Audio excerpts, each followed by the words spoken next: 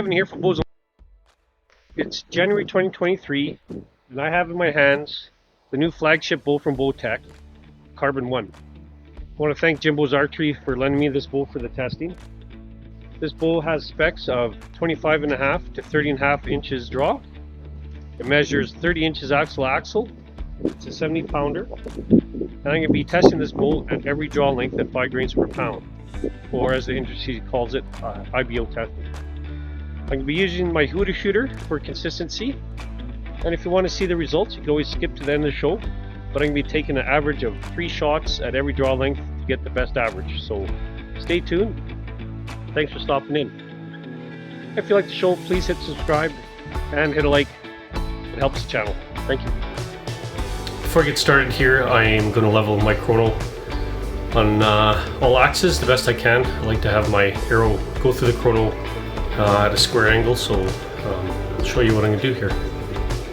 You can start off the front, make sure it's square there, and come around the side. I've put a level here,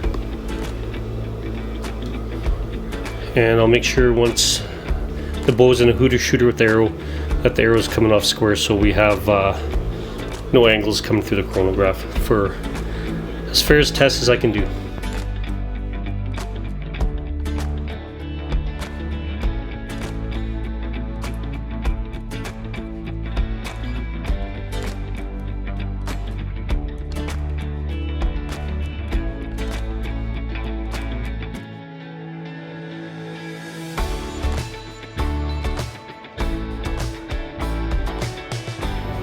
Okay, and get some poundage out of this bow.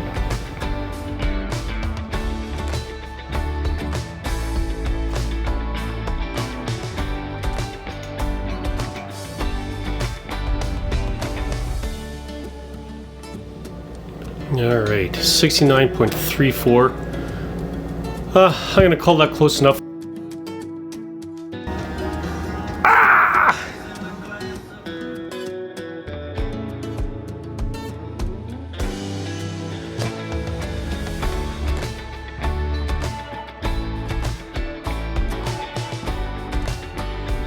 Well, I'm all done the testing from 25.5 inch draw to 30.5 inch draw. I have to compare it to some of the other bows to see if it's faster or quicker than other brands, and also to see if it actually adds up to its rated capacity. I'm not sure yet, but I can say the bow's pretty quiet. It's well made. It's not exactly light for a carbon bow, but I don't know if it was designed to be light. So regardless, nice shooting machine. The bow was in spec. Some of the behind the scenes things I did was check the axle and brace height, and it was to spec at 70 pounds.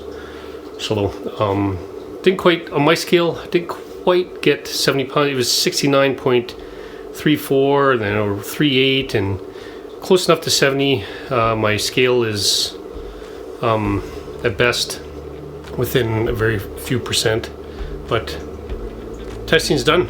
Now I'm just gonna flip the modules and do the performance setting opposed to the comfort setting. So I'll spend another half a day doing this and see if you guys like it.